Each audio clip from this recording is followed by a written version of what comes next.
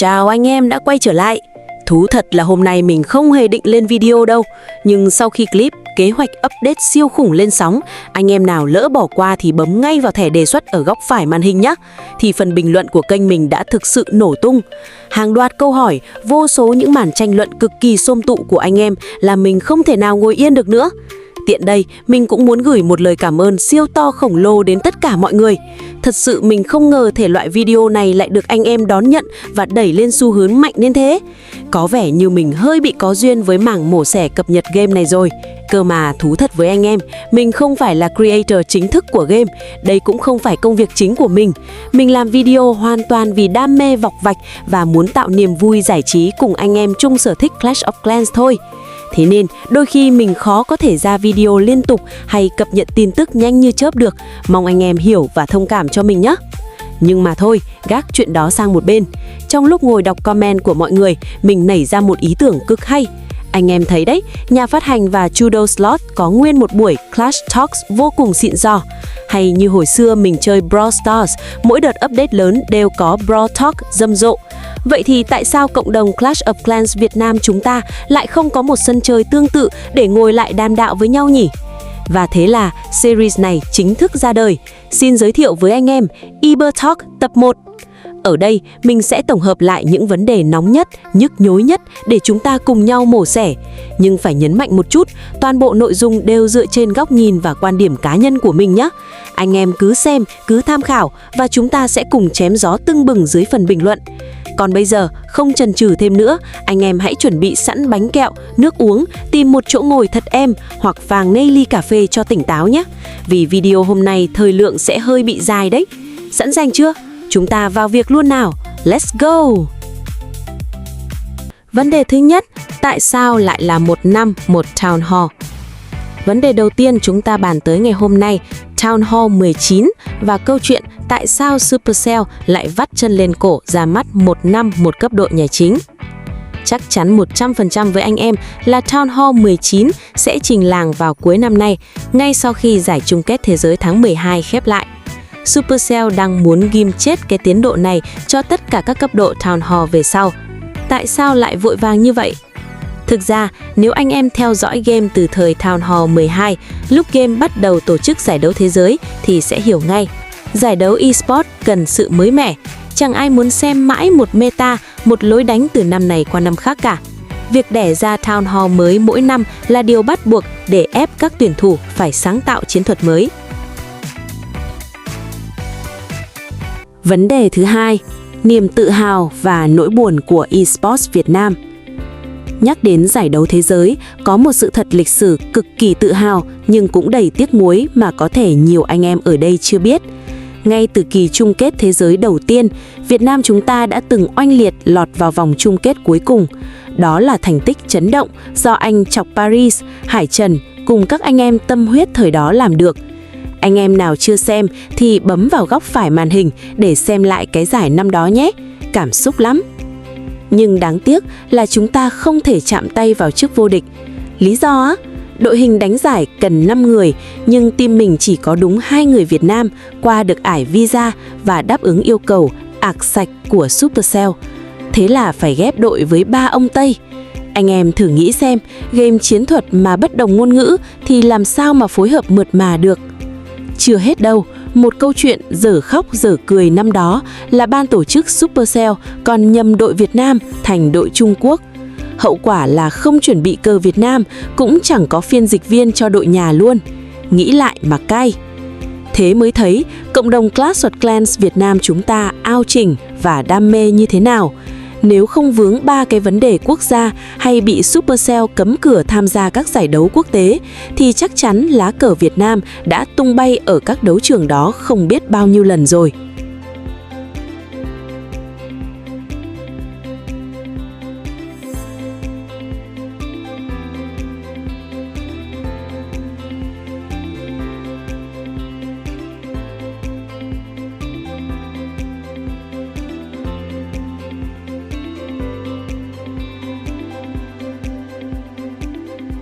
Vấn đề thứ ba, Town Hall 19 và sự bá đạo của hộ vệ. Thôi, bẻ lái quay trở lại với Town Hall 19 nào. Dựa vào các thông tin rò rỉ mà mình đã tổng hợp, có vẻ như ý tưởng cốt lõi của Town Hall 19 đã xong xuôi rồi và đang trong giai đoạn test nội bộ. Điểm chấn động nhất là hộ vệ chắc chắn sẽ xách vali ra khỏi nhà chính. Thay vào đó, nhà chính 19 sẽ có một vũ khí mang tính biểu tượng hoàn toàn mới và độc đáo. Tất nhiên, ra nhà mới thì sẽ có thêm hộ vệ mới và mở khóa cấp độ tiếp theo cho chúng nó. Nói thật với anh em, cá nhân mình đánh giá cơ chế hộ vệ này thủ nhà hay và khoai hơn tướng rất nhiều. Tại sao?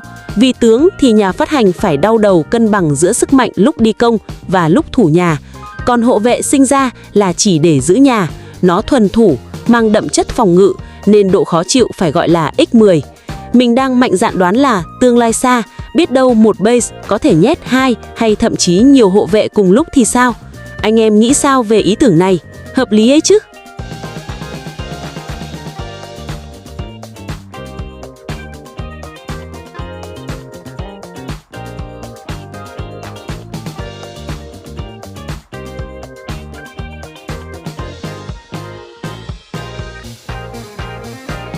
Vấn đề thứ tư, bài toán tân thủ và những ý tưởng điên rồ. Tuy nhiên, cái tiến độ 1 năm 1 Town Hall này đẻ ra một vấn đề nhức nhối khác, tiến độ cho người mới. Anh em cứ tưởng tượng, vài năm nữa, game có đến Town Hall 20, 21. Một người chơi mới tải game về, nhìn cái quãng đường đó chắc tàu hỏa nhập ma mà xóa game luôn.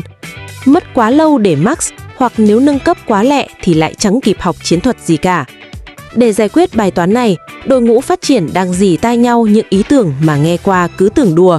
Ví dụ như gộp 2 cấp độ Town Hall cũ lại làm một, thẳng tay xóa rổ bớt các Town Hall đời đầu, hoặc thậm chí cho phép người chơi mới nhảy cốc bỏ qua một vài cấp Town Hall nhất định. Tất nhiên, mình đính chính lại đây mới chỉ là những ý tưởng nằm trên bàn giấy của các pháp sư Supercell cho tương lai xa thôi, chứ áp dụng ngay đâu. Nhưng qua đó đủ thấy họ đang rất đau đầu với cái mứa bỏng bong này.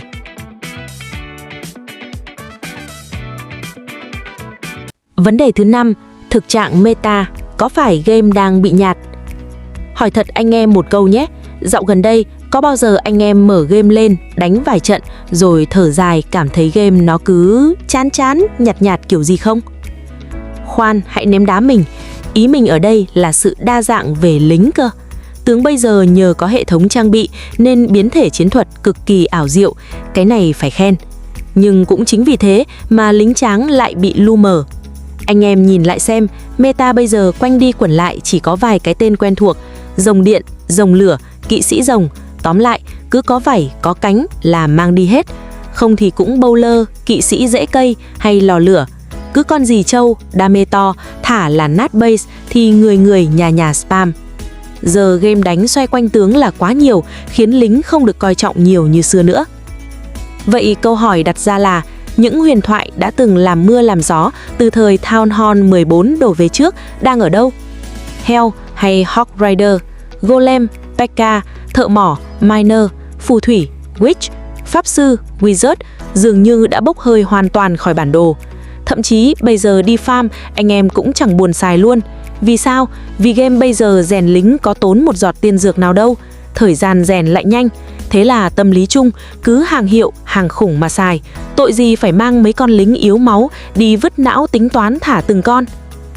Đỉnh điển của sự vô lý là con heo Hawk Rider. Anh em mở khóa nó từ cái thời Town Hall 7 và đến tận bây giờ nó đang sở hữu cấp độ cao nhất cái game này, level 15. Nâng cấp mỏi cả tay, tài nguyên tốn cả đống, nhưng vào trận thì đụng nhẹ cái là bốc hơi. Nhiều anh em sẽ bảo, thì dùng siêu binh đi. Không anh em ơi, đừng đánh đồng như thế. Siêu binh là một loại lính hoàn toàn khác, nó chiếm slot, không gian khác, cơ chế đánh cũng khác. Chẳng lẽ Supercell định vứt luôn bản gốc vào sọt rác sao? Ít ra lính thường chiếm ít slot hơn thì kỹ năng có thể giảm đi một chút, nhưng đừng để nó phế đến mức không ai thèm ngó tới chứ. Một phần nguyên nhân cũng đến từ việc các công trình phòng thủ bây giờ được gộp lại quá trâu bò. Máu thì dày, đam mê thì rát, lại còn đánh đa mục tiêu. Anh em cứ nhìn con Queen level 110 bắn cái trụ Ricochet Cannon mà như gãi ngứa thì hiểu rồi đấy. Lính máu giấy chịu sao thấu. Vậy giải pháp ở đây là gì?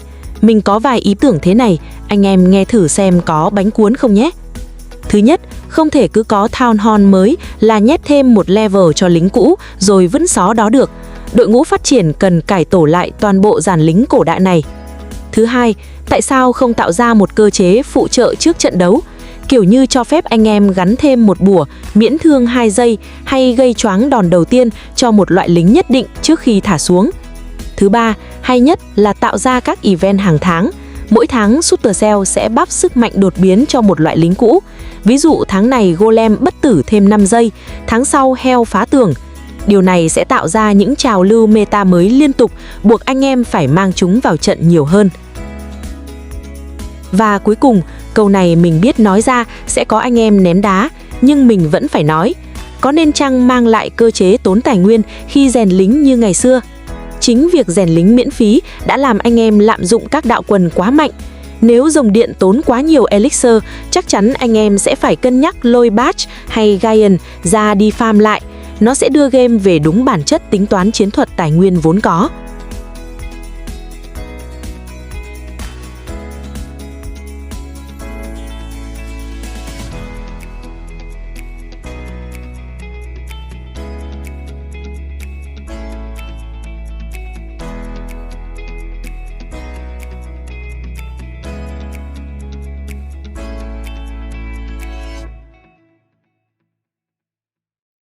Vấn đề thứ 6, sự tất yếu của hợp nhất và bình thường hóa siêu vũ khí.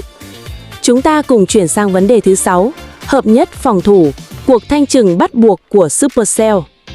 Anh em chuẩn bị tinh thần đi, chắc chắn tương lai cái vụ gộp công trình này sẽ diễn ra như cơm bữa. Tại sao ư? Vì cơ chế cốt lõi của game là đánh phá hủy 100% mà diện tích đất trong làng thì có hạn, phần trăm mỗi công trình thì đã chia đều. Bây giờ để thêm công trình mới ra mắt thì bắt buộc phải có công trình cũ biến mất hoặc bị gộp lại. Đó là quy luật sinh tồn rồi, đất chật người đông mà anh em. Điều này kéo theo một thực tế hơi phũ. Những siêu công trình hợp nhất hiện tại mà anh em đang tự hào như tháp nhiều cung thủ hay đại bác bật nảy, dần dần rồi cũng sẽ bị bình thường hóa mà thôi. Khi các cấp Town Hall cao hơn xuất hiện, mang theo những trụ hợp nhất thế hệ mới khủng khiếp hơn, thì mấy cái trụ hiện tại sẽ lùi về sau làm nền. Anh em cứ nhớ lại cái X-Bow hồi Town Hall 9 mới ra mắt xem bá đạo ao trình thế nào. Nhưng bây giờ nhìn base Town Hall 16, 17 thì X-Bow cũng bình thường như cân đường hộp sữa. Chả khác gì cái cách anh em đang nhìn mấy cái tháp cung hay đại bác cùi bắp ở các hòn dưới cả.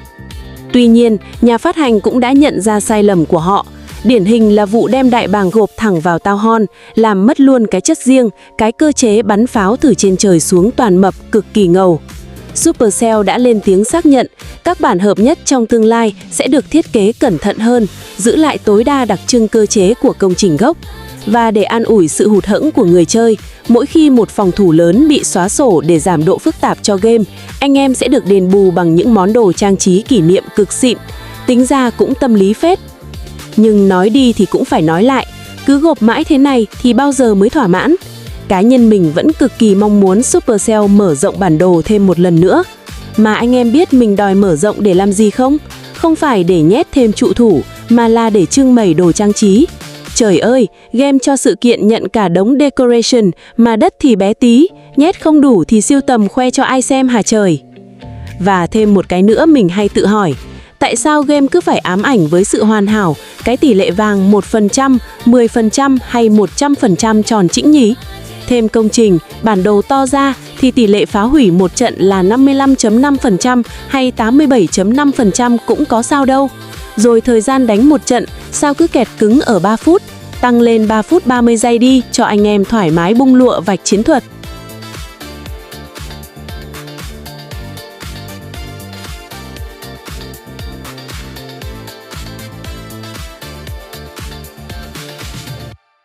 Vấn đề thứ 7, từ dòng điện 3D đến giấc mơ skin lính. Chúng ta cùng bước sang vấn đề thứ 7, một chủ đề mà mình biết chắc chắn sẽ có những luồng tranh luận nảy lửa, đồ họa 3D, trang phục lính và cảnh quan. Anh em dạo gần đây có để ý con rồng điện nhìn nuột và mượt mà hơn hẳn không? Đó là vì đội ngũ phát triển đang âm thầm chuyển đổi toàn bộ mô hình quân lính từ 2D sang 3D đấy. Và mục đích cuối cùng của việc này là gì? Chính là dọn đường cho trang phục lính trong tương lai. Tuy nhiên, Supercell xác nhận hiện tại chưa có bất kỳ bộ skin lính nào được thiết kế cả. Lý do rất đơn giản, họ phải hoàn thành khối lượng công việc khổng lồ là đập đi xây lại toàn bộ lính sang 3D đã. Thêm nữa, mấy ông họa sĩ của Supercell hiện đang phải chạy deadline tụt quần để ra mắt skin tướng mới mỗi tháng. Thế nên những vị tướng sinh sau đẻ muộn mà bị thiếu skin theo bộ như Hoàng tử Minion hay Công tước Rồng đành phải chịu khó xếp hàng chờ đi, vì họ không rảnh để vẽ bù đâu.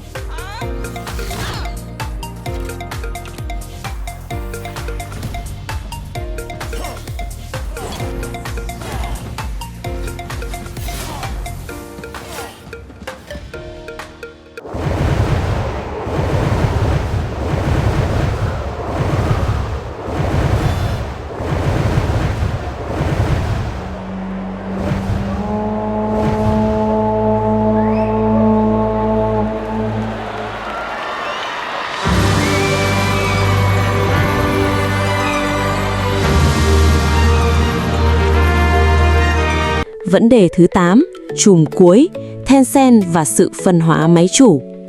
Khi nhắc đến skin lính hay skin công trình, mình biết có nhiều anh em thích, nhưng cũng có vô số người phản đối kịch liệt. Nhưng để mình kể cho anh em nghe một sự thật này. Nói một câu hơi phũ, anh em tưởng mình đang chơi game của nhà phát hành Phần Lan, nhưng thực chất ông chủ đứng sau thao túng là Tencent của Trung Quốc. Họ đã mua đứt 84% cổ phần của Supercell rồi. Thường thì các tựa game bị thâu tóm như Plants vs Zombies ngày xưa rất dễ đi vào vết xe đổ, bị vắt giữa, mất chất rồi sụp đổ. Nhưng Tencent cực kỳ cao tay, họ chơi bài chia tách game, tách máy chủ Trung Quốc ra thành một phiên bản riêng biệt. Anh em nhìn bản Trung Quốc mà xem, nó giống hệt các game như Vương giả Vinh Diệu. Họ vắt sữa bằng mọi giá, skin lính, skin công trình, rực rỡ lóa mắt, chói lóa cả cái màn hình. Nhưng bù lại, phần cốt lõi của game, trải nghiệm chiến thuật và cập nhật cơ chế ở bản quốc tế, thì Tencent vẫn giao phó toàn quyền cho cha đẻ Supercell quản lý. Kết quả là gì? Bản chung thì skin đẹp ăn đứt, nhưng update chậm, còn bản global của chúng ta thì vẫn giữ được cái chất chiến thuật nguyên bản. Để xem và nắm rõ hơn về skin, phong cảnh bản Trung Quốc, anh em có thể chuyển vùng để tải và trải nghiệm. Hoặc không muốn mất thời gian, có thể vào kênh Milo Gaming để xem được nhiều video liên quan này nhé.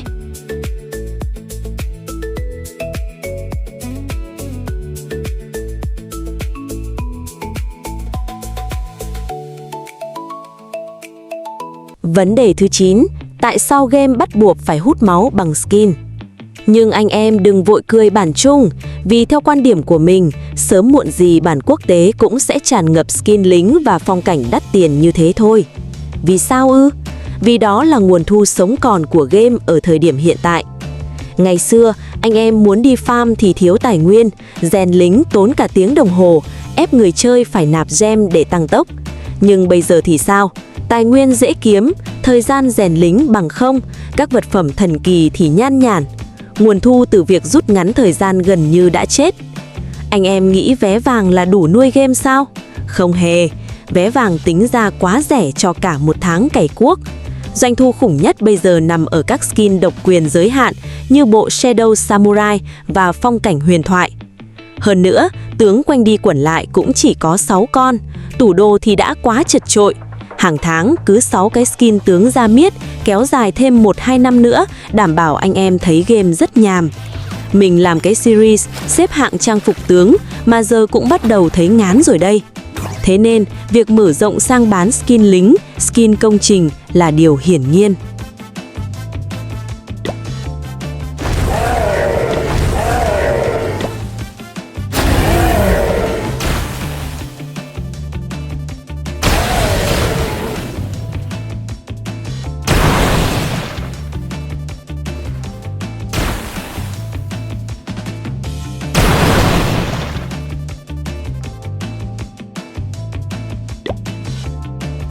Vấn đề thứ 10, sự thật về hệ thống Creator bây giờ. Nhiều anh em cứ mở miệng ra là chê game hút máu. Nhưng nói thật, anh em chơi free to play, không nạp đồng nào, vẫn trải nghiệm cực kỳ mượt mà cơ mà. Anh em phải thông cảm một điều, Luật chơi của ngành công nghiệp game bây giờ đã khác xưa rất nhiều. Một tựa game muốn sống khỏe, không thể việc thả bản cập nhật ra rồi ngồi chờ người chơi tự tìm đến như cái thời hoàng kim 10 năm trước. Thứ giữ chân người chơi bây giờ chính là cộng đồng mạng và hệ thống content creator, còn gọi là nhà sáng tạo nội dung. Người ta chơi game nhiều khi vì theo dõi thần tượng, vì thích xem phân tích của ông A, ông B. Chính những creator này đang cày ngày cày đêm để quảng bá, phân tích và giữ lửa cho game. Và tất nhiên, nhà phát hành phải tốn những khoản chi phí khổng lồ để duy trì hệ sinh thái creator này, điều mà 10 năm trước họ không cần phải nghĩ tới. Thế nên, game phải kiếm ra tiền thì mới có kinh phí để làm sự kiện hoành tráng, làm phim 3D và duy trì cộng đồng cho chúng ta chơi chứ, đúng không anh em?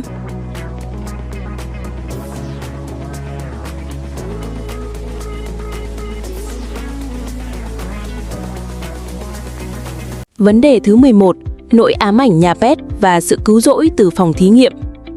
Nói thật với anh em, dạo gần đây mình cảm thấy có một sự lệch pha cực kỳ nặng giữa tiến độ nghiên cứu lính và nâng cấp pet. Pet mình đã max nhưng lính và spell vẫn chưa, phí thời gian của trời, đã thế.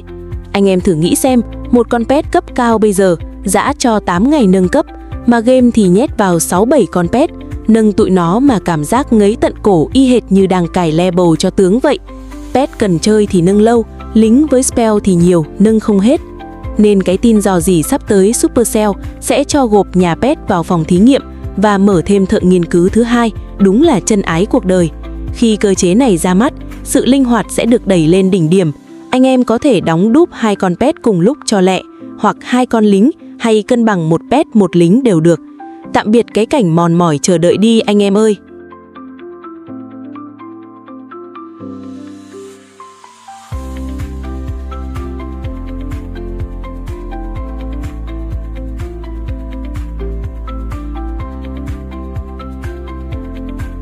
Vấn đề 12. Đổi tên clan. Tiếp theo, một tính năng mà chắc chắn 99% anh em làm bang chủ đang khóc thét vì sung sướng, đổi tên clan. Ôi dồi ôi, tính năng này phải gọi là vị cứu tinh cho những anh em ngày xưa lỡ tay lập hội, đặt mấy cái tên quá trẻ trâu, củ chuối, hoặc bây giờ muốn đổi tên để tái cơ cấu lại định hướng của clan. Tuyệt vời là thế, nhưng ở góc độ cá nhân, mình hy vọng nhà phát hành sẽ ra luật cực kỳ khắt khe cho vụ này. Thứ nhất, chỉ nên cho đổi tên đúng một lần duy nhất và tên cũ vẫn phải được lưu chết vào hồ sơ của clan để anh em cũ có search tên xưa thì vẫn tìm đường về nhà được. Thứ hai, đừng bắt mua bằng gem mà hãy bắt clan đó phải hoàn thành một chuỗi sự kiện tập thể nào đó mới được quyền đổi. Tại sao? Để chống lại vấn nạn chợ đen, mấy gian thương rảnh rỗi đi cài clan level cao, đổi tên cho thật kêu rồi đem đi mua bán trục lợi. Làm vậy mất hết cái chất anh em tình cảm của game.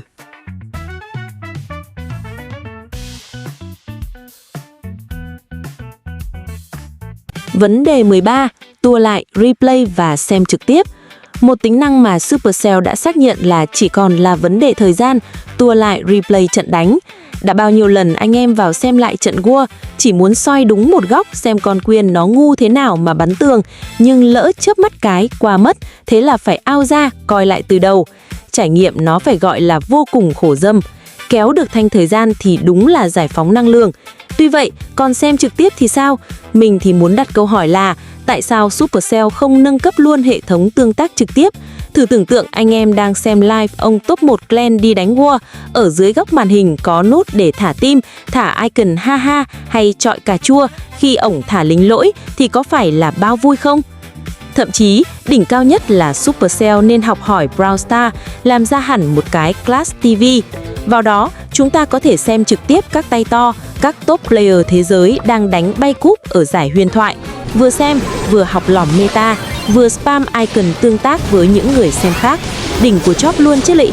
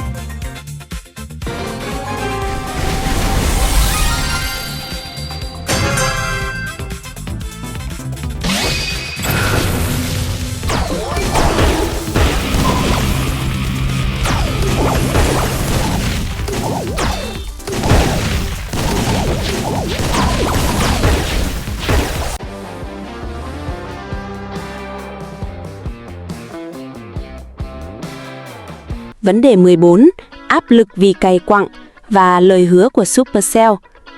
Anh em cứ thử đặt mình vào vị trí của một người mới chơi hoặc những người chơi cũ vừa tải lại game như mình đây chẳng hạn mà xem.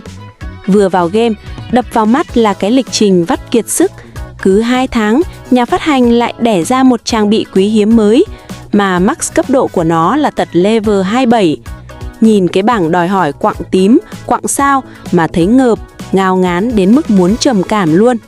Rất may là đội ngũ phát triển Supercell đã đánh hơi được sự mệt mỏi này của cộng đồng.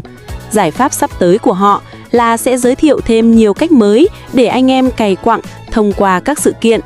Đặc biệt, dương quặng sẽ được giải rác thêm vào các khu vực khác của trò chơi. Và có một lời hứa mà mình thấy cực kỳ ưng ý. Dương quặng sẽ giống như dương thông thường. Họ tuyên bố sẽ không bao giờ bán trực tiếp bằng tiền thật. Ok, nước đi này quá tuyệt vời. Anh em dân cày chay thả tim mạnh cho Supercell phát nào. Nhưng nói thật, nhiều đó với mình vẫn là chưa đủ đã ngứa. Để giải quyết triệt để bài toán này, mình xin hiến kế cho nhà phát hành 3 ý tưởng sau đây. Anh em nghe xem có hợp lý không nhé. Thứ nhất, phải có chế độ dùng thử. Anh em nghĩ xem, bỏ ra 1.500 gem để mua một cái trang bị trong shop, rồi dồn bao nhiêu mồ hôi nước mắt để đập quặng vào. Lỡ mang vào thực chiến nó không hợp tay, không hợp meta thì có phải là vứt xó không?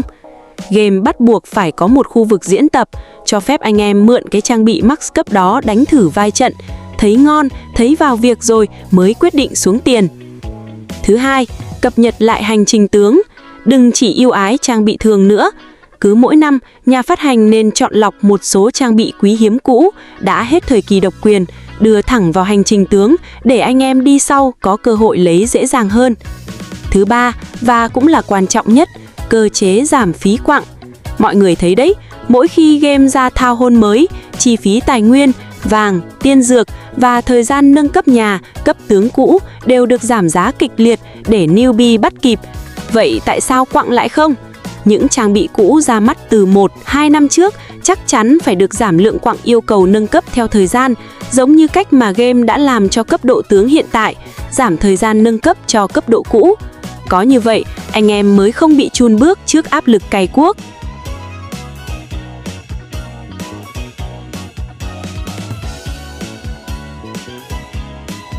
Vấn đề 15. Nỗi buồn hội chiến và căn bệnh tự kỷ của xếp hạng. Chúng ta cùng bước sang vấn đề thứ 15, cũng là chủ đề cốt lõi nhất ngày hôm nay. Xếp hạng, đánh thường và linh hồn của game, hội chiến, Clan Wars. Anh em chơi lâu năm xác nhận giúp mình điều này. Hội chiến chính là thứ hay nhất, là tinh hoa của tựa game này đúng không? Nhớ cái thời hàng đêm cả clan thất bàn chiến thuật, soi từng mẫu base, donate cho nhau từng con lính, rồi bảo ban nhau đánh để giành chiến thắng. Cảm giác nó vui và gắn kết không tả được. Giống hệt cái không khí sôi động của mấy game MOBA bây giờ vậy. Nhưng hiện tại thì sao? Game đang ép người chơi tập trung quá nhiều vào chế độ xếp hạng. Anh em không muốn đắng cũng phải căn răng mà leo rank chỉ để bào thêm quặng và tài nguyên từ phần thưởng sao. Nó vô tình biến Clash of Clans thành một tựa game mang tính cá nhân, quá tự kỷ. Anh em chạy đua đá rank, leo lên cao thì thủ không nổi vì base yếu, cay quá lại phải nạp tiền để mạnh hơn. Tính tương tác tập thể bị giết chết hoàn toàn. Giải pháp của mình là gì? Hãy tách biệt xếp hạng ra hẳn một bên. Hãy để xếp hạng là sân chơi thuần kỹ năng cho các tryharder, các cao thủ cọ sát. Đừng trói buộc kinh tế, tài nguyên và quặng vào đó nữa. Hãy trả việc cày tài nguyên và các mức cúp truyền thống khi xưa về lại chế độ đánh thường. Đảm bảo game sẽ lại rộn ràng và anh em sẽ hứng khởi hơn rất nhiều.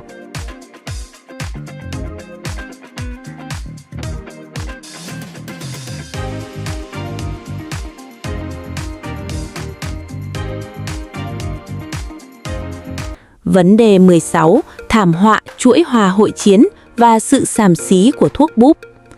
Anh em có nhớ cái thời thao hồn 15 không? Lúc đó thủ quá mạnh, game quá khó, khiến bao nhiêu người nản chí bỏ game. Để chữa cháy, Supercell tung ra trang bị tướng. Nhưng họ búp công quá lố, mất cân bằng vì cấp độ. Giờ không quan trọng cấp tướng bằng cấp trang bị. Một ông thao hồn 16 cầm trang bị max cấp, gõ nát bét cái nhà thao hồn 17 là chuyện bình thường. Không bao giờ game lại lâm vào tình cảnh nát base 100% dễ dãi và tràn lan như lúc này. Và cái đáng lên án nhất chính là bình thuốc tướng và thuốc sức mạnh. Ngày xưa, thuốc tướng chỉ cộng có 5 level, nghe còn hợp lý. Bây giờ không hiểu sao, cắn một bình là tướng và lính max cấp luôn theo cấp nhà. Hậu quả là sinh ra vấn nạn rush hole, lên nhà bất chấp. Tướng thì bé tí, điểm war weight cực thấp để được ghép với đối thủ yếu. Xong vào trận, mấy thánh đó cắn thuốc búp max công và gõ đầu team bạn. Quá xàm và mất cân bằng. Nếu nhà phát hành không muốn tăng sức mạnh cho phòng thủ để tránh lặp lại thảm họa tha hồn 15, thì đây là 3 nước đi mình đề xuất để cứu vãn hội chiến. Thứ nhất là mang thẳng cơ chế đánh hạng huyền thoại 3, 2, 1 vào hội chiến. Cứ để một nút tích tùy chọn trước khi tìm trận. Clan nào thích hardcore thì tích vào để ghép với những clan có cùng sở thích. Thứ hai là cấm cửa hoàn toàn bình thuốc tướng và thuốc sức mạnh trong hội chiến. Thứ ba, cái này ăn tiền này. Thay vì cho dùng thuốc búp quá lố, hãy đẻ ra một loại bình thuốc tỉnh giấc. Bình này có tác dụng cho phép sử dụng tướng đang nâng cấp trong vòng 1 giờ đồng hồ. Chúng ta đều biết Supercell sống nhờ vào việc người chơi nạp gem hoàn thành nâng cấp tướng, nên việc đòi hỏi nâng tướng vẫn được đem đi war miễn phí là chuyện không tưởng. Nhưng nếu bán ra một bình thuốc chỉ cho phép dùng tạm trong 1 tiếng để đánh đúng 2 lượt war, thì đây là nước cờ đôi bên cùng có lợi. Anh em hết than phiền mà nhà phát hành vẫn kiếm được tiền.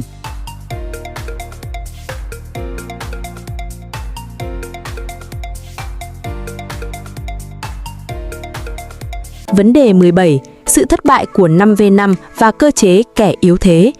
Câu chuyện về giải đấu hội chiến CWL. Lý do chế độ 5v5 vừa ra đã chết yểu là gì? Ban đầu họ làm ra để giúp các clan nhỏ dễ thở. Nhưng kết quả, mấy clan 15 người lại đè đầu cưỡi cổ bằng cách đá 10 ông yếu nhất ra chuồng gà. Lấy 5 ông top đầu đi đánh 5v5 để ăn hiếp kẻ yếu. Phá vỡ hoàn toàn tính đồng đội. Tính năng này chỉ có thể quay lại nếu Supercell nhồi những phần thưởng cực kỳ khổng lồ vào mốc 15v15 hay 30v30 để các clan không thèm tụt xuống 5v5 nữa. Nhà phát hành cũng đang tính đến chuyện tự động đẩy các clan quá mạnh lên league cao hơn để tránh lệch trình. Cá nhân mình thấy, 1 tháng trôi qua, clan chiêu mộ thêm cao thủ thì chuyện bị lệch nhà ở War 7 ngày là không thể tránh khỏi. Việc thêm các bậc rank mới như quán quân Titan cho TH18 là rất hợp lý. Nhưng mình có một ý tưởng thực tế hơn, cơ chế kẻ yếu thế. Nếu hệ thống nhận diện clan của bạn bị lệch quá nhiều điểm so với đối thủ, clan bạn sẽ được gắn tag yếu thế. Nếu anh em vẫn chiến đấu kiên cường và đạt được số sao quy định, toàn clan sẽ được thưởng thêm lượng lớn huân chương bù đắp, còn đội mạnh hơn dĩ nhiên sẽ bị giảm thưởng nếu không đè bẹp được đối thủ. Có như vậy, anh em gặp đối cứng mới có động lực mà try hard, chứ không buông xuôi như bây giờ.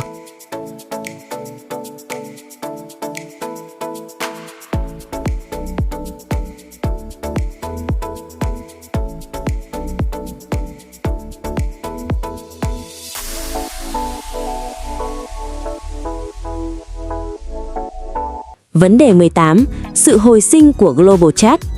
Nhiều anh em cứ nghĩ Supercell mang kênh chat này trở lại là để chiêu chuộng cái sự hoài niệm của những người chơi hệ lão làng. Nhưng thực tế thì hoàn toàn khác. Mục đích cốt lõi của họ là để kết nối những con sói cô động. Sự thật là phần lớn người chơi class hiện tại đang chơi game một cách rất lẻ loi. Họ không có clan hoặc vào nhầm mấy cái clan chết, chả ai tương tác. Và Global Chat chính là chiếc phao cứu sinh để kéo họ lại với cộng đồng. Supercell đang phát triển tính năng nhóm chat tự động, nghĩa là game sẽ tự gom những anh em có cùng hoàn cảnh vào chung một phòng chat. Ví dụ, phòng cho các tân binh, phòng cho mấy anh em đang chung bảng xếp hạng CWL, vào gáy khét lẹt luôn. Hoặc phòng cho những lão tướng vừa comeback tải lại game. Nhưng cái ăn tiền nhất phải là đây, xin và cho lính ngay trong phòng chat toàn cầu. Ôi dồi ôi, tính năng này phải gọi là chân ái cho anh em nào không có clan hoạt động. Sắp đánh war tới nơi mà gọi mỏi mồm trong clan không ai cho lính thì cứ quăng yêu cầu ra Global Chat. Các pháp sư liên server sẽ bắp lính cho anh em trong một nốt nhạc. Thậm chí, nhà phát hành còn nhá hàng tính năng mưa lộc lá, thả dương ngẫu nhiên vào khung chat để anh em tranh nhau nhặt. Vui thì thôi rồi. Tất nhiên, nhắc đến Global Chat ngày xưa là nhớ ngay đến vấn nạn chửi thề, spam thẻ cào, lừa đảo. Rút kinh nghiệm xương máu, lần này admin đã được nâng giới hạn khó mõm lên tới 1.000 người một ngày. Game cũng đang xem xét đưa vào tính năng nhắn chậm chống trồi chat, trả lời trực tiếp tin nhắn và xịn nhất là dịch tự động để anh em tha hồ giao lưu với bạn bè quốc tế. Về phần nhãn dán và emote, thay vì ném một đống vào làm rác giao diện, Supercell sẽ cho xoay tua theo tháng hoặc theo mùa sự kiện. Ví dụ, tháng bóng đá thì xài emote đá bóng, hết tháng thì cất đi, đổi bộ mới. Tương lai, mấy cái emote này sẽ mang đi bán hoặc làm quà đua sự kiện. Nhà phát triển thì vẫn đang nâng cấp dần, nhưng dưới góc nhìn của mình, đây thực sự là một mỏ vàng khổng lồ. Nếu làm tốt, nó hoàn toàn có thể tạo ra một cú hích chấn động lịch sử game, giống hệt như cái cách mà Clan Wars từng làm bùng nổ tựa game này nhiều năm về trước. Supercell cần phải mạnh tay khai thác sâu hơn nữa, đừng chỉ dừng lại ở chat và cho lính. Tại sao không cho phép thách đấu trực tiếp ngay trên Global Chat? Anh em đang chat mà thấy ngứa mắt nhau, bấm nút thách đấu luôn. Kéo theo đó là tính năng cho phép cả phòng chat vào xem trực tiếp màn đọ sức 1v1 đó, thả tim, ném cà chua cổ vũ, y như đi xem livestream. Rồi thì tổ chức các sự kiện độc quyền chỉ dành riêng cho các hội nhóm trên Global Chat. Chắc chắn nó sẽ kéo tương tác của game lên một tầm cao chưa từng có. Đương nhiên, đi kèm với những tính năng bá đạo đó thì hàng rào bảo mật, chống spam và lừa đảo phải được xây dựng cực kỳ kiên cố. Vấn đề 19. Chế độ người chơi đơn và bản đồ luyện tập. Anh em có công nhận với mình rằng hai cái chế độ này đã bị Supercell ném vào góc kho cho bám bụi cả tỷ năm nay rồi không? Đã bao lâu rồi chúng ta không có thêm một cửa ải Goblin nào mới mẻ để vắt óc suy nghĩ? Nhưng cái đáng nói nhất ở đây là chế độ luyện tập. Mục đích sinh ra là để hướng dẫn tân binh làm quen với game, học hỏi chiến thuật, đúng không? Nhưng ôi thôi, mấy cái màn hướng dẫn hiện tại nó cổ đại đến mức đáng báo động. Trò chơi thì cập nhật xoanh xoạch, meta thay đổi chóng mặt, nhưng mấy cái bài hướng dẫn thì vẫn nằm im ở cái thời tướng còn chưa biết trang bị là cái quái gì. Người chơi mới vào học thả lính, xem con King, con Queen đánh chay y hệt người tối cổ. Xong đến lúc bước ra chiến trường thật, thấy King địch bật găng tay khổng lồ, đấm bay nửa cái base, Queen bắn mũi tên khổng lồ xuyên bản đồ thì lại há hốc mồm ngơ ngác. Điều mà nhà phát hành cần phải làm ngay lúc này là đại tu toàn bộ cái khu vực luyện tập này. Game bây giờ cốt lõi nằm ở trang bị tướng.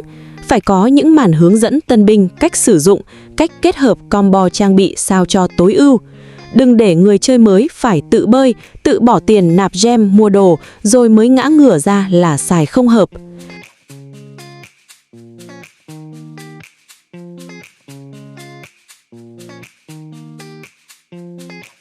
Vấn đề 20. Làng thợ xây. Đứa con bị ghẻ lạnh. Anh em nào chơi từ những năm 2017, 2019 chắc chắn sẽ nhớ, hồi đó game đang trong giai đoạn cực kỳ ảm đạm và lao dốc. Sự xuất hiện của làng 2 lúc bấy giờ như một chiếc phao cứu sinh, mang theo những đột phá, những luồng gió mới cực kỳ bánh cuốn. Đặc biệt là cái ý tưởng cho ông Master Builder xách búa sang làng chính để độ súng phải nói là đỉnh cao của thiết kế. Giai đoạn đầu, mình cày cuốc, bay cuốc bên làng 2 say me không kém gì làng chính. Nhưng bây giờ thì sao? Phải nói thật là cả năm trời nay, mình vào làng 2 chắc chỉ để dọn cỏ lấy gem. Sức hút của làng chính với dàn hero, pet, skin và quặng là quá lớn, hút cạn kiệt mọi ý tưởng sáng tạo của Supercell. Và tin buồn là đội ngũ phát triển xác nhận sắp tới làng 2 cũng sẽ chả có cấp độ nhà chính nào mới đâu. Họ chỉ loanh quanh tinh chỉnh trải nghiệm lặt vặt mà thôi. Lúc xưa mình thấy rất nhiều anh em gào thét đòi Supercell phải mở tính năng đánh war cho làng thợ xây. Nghe thì hay đấy, nhưng anh em bình tĩnh suy nghĩ lại mà xem. Hợp lý không? Xin thưa là không. Anh em chơi game bây giờ để giải trí hay để đi làm K3? Đánh war làng chính, farm quặng, leo xếp hạng đã đủ vắt kiệt thời gian và sức lực rồi. Giờ mà đẻ thêm cái war làng 2 nữa thì chắc chắn game sẽ trở nên quá lan man, nhồi nhét. Nó bắt chúng ta phải dành một lượng thời gian khổng lồ mỗi ngày để cày cuốc. Từ một luồng gió mới, làng 2 giờ đây bỗng trở thành một cái gì đó khá là thừa thãi. Vậy giải pháp ở đây là gì để làng 2 không biến thành một bãi rác công nghệ? Mình nghĩ rằng hãy biến làng 2 thành một vệ tinh đắc lực cho làng chính. Cứ mỗi năm làng chính lên một cấp độ thao hồ thì làng thợ xây bắt buộc cũng phải lên một cấp. Không phải để nhồi nhét thêm chế độ đánh đấm mà là để tiếp nối cốt truyện gốc của nó, nghiên cứu công nghệ. Tại sao cứ phải gập khuôn việc gộp trụ ở làng chính một cách máy móc? Thay vào đó, hãy để ông thợ máy bên làng 2 nghiên cứu ra những hệ thống vũ khí mới, chế tạo ra những công nghệ xịn sò, rồi mang những công nghệ đó sang để củng cố và nâng cấp rồi ghép các tháp phòng thủ ở làng chính. Trải nghiệm cày cuốc tài nguyên bên làng 2 lúc này sẽ dùng để mở khóa các nâng cấp phòng thủ cho làng chính. Sự liên kết máu thịt đó mới chính là mục đích ban đầu mà làng thợ xây được sinh ra. Có như vậy, anh em mới có động lực quay lại chăm chút cho ngôi nhà thứ hai của mình.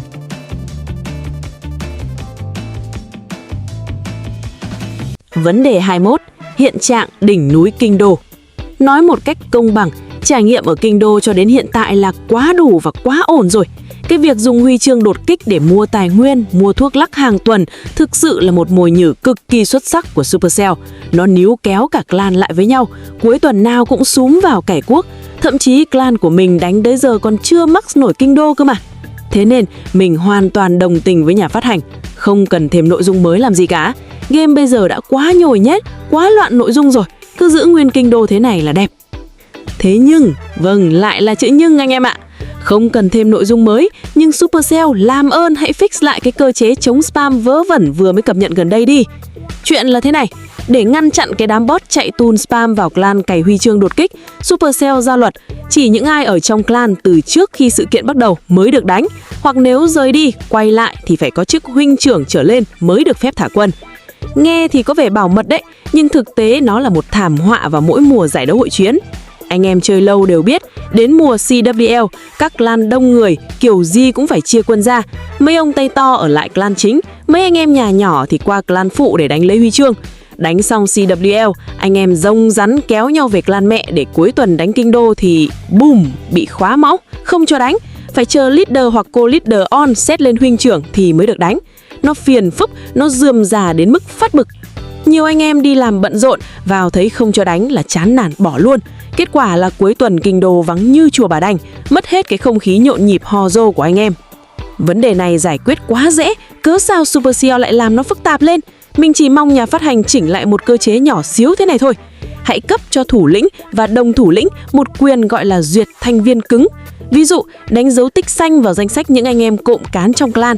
Những ai đã có cái tích xanh này thì dù họ có out clan đi đánh CWL, đi giao lưu, đi du lịch các kiểu, khi quay về vẫn nghiễm nhiên được đánh Kinh Đô bình thường mà không cần chờ ai xét chức.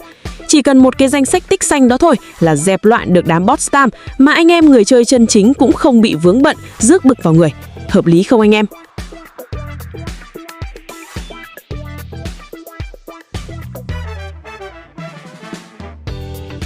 Cuối cùng mình xem những bí mật cơ chế mà game không bao giờ nói cho bạn biết.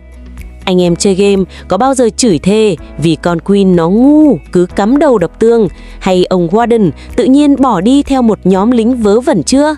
Hôm nay mình sẽ giải mã toàn bộ bằng hệ thống trí tuệ nhân tạo thực sự của game.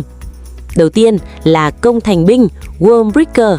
Nhiều anh em tưởng nó nhắm vào bức tường. Sai bét, nó quét các tòa nhà trong phạm vi 25 ô, nếu cái nhà đó bị tường chặn thương thì nó mới phi vào đập. Nhưng đây mới là cái hay. Nếu anh em thả một lúc một bầy Wormbreaker quá đông, AI quét nâng cao sẽ bị tắt để giảm tải máy chủ. Chúng sẽ chỉ đập bức tường gần nhất. Bất ngờ chưa?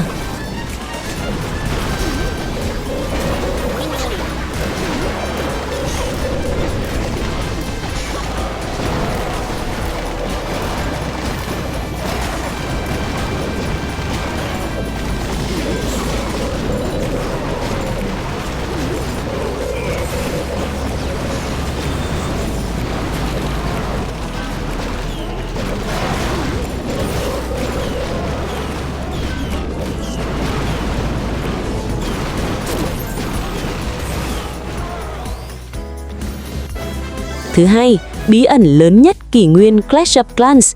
Tại sao Queen lại thích đập tường? Câu trả lời nằm ở quy tắc số 3.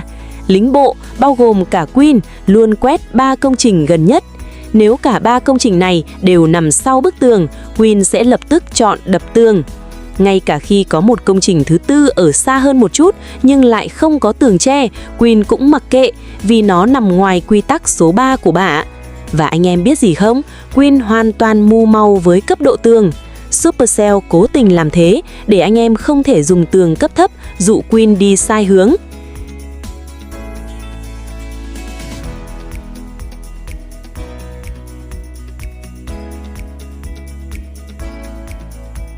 Tiếp theo là đại quản giáo, Warden. Lý thuyết là ổng đi theo nhóm quân đông nhất, đúng không? Nhưng cơ chí thật là cứ 6 giây, ổng sẽ lốt lại não một lần. Nếu đúng ngay cái giây thứ 6 đó, đội quân chủ lực của bạn vừa phá nhà xong và đang đứng khựng lại để tìm mục tiêu mới. Còn 3 con Archer đi lạc ở góc kia thì lại đang bắn mục tiêu rõ ràng. Boom! Mắt Warden sáng lên và ổng quyết định bỏ rơi quân chủ lực để đi theo bảo kê cho 3 con Archer kia. Thế là toang cả trận đánh. Còn về mấy chị hồi máu, Healer, AI của các chị này dùng một cái gọi là bản đồ nhiệt. Nghĩa là chỗ nào đang tụt máu nhiều nhất, đông lính nhất thì chị bay tới.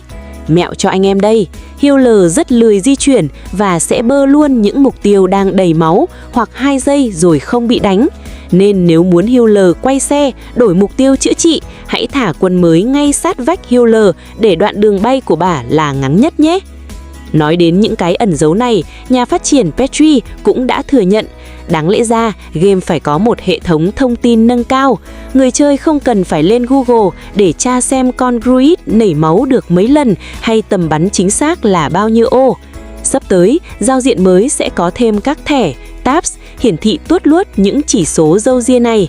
Đúng là một đợt cải thiện chất lượng QOL muộn màng nhưng quá cần thiết. Cuối cùng, mời anh em tham quan nghĩa trang của những ý tưởng bị Supercell vứt vào sọt rác.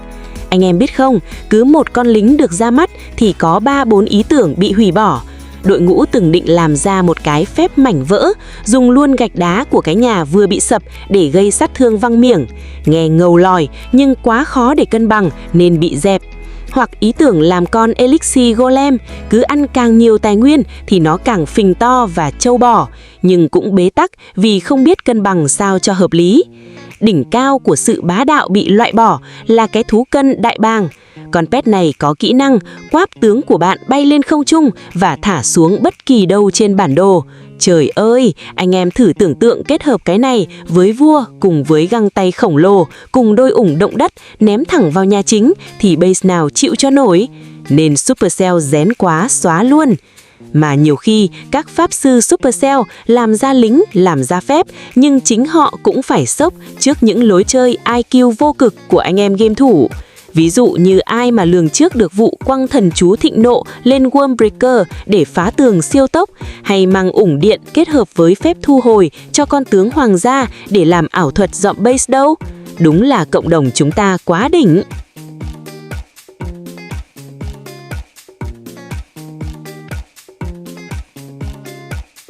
Phù, cuối cùng thì cũng đi hết tờ sớ ngày hôm nay.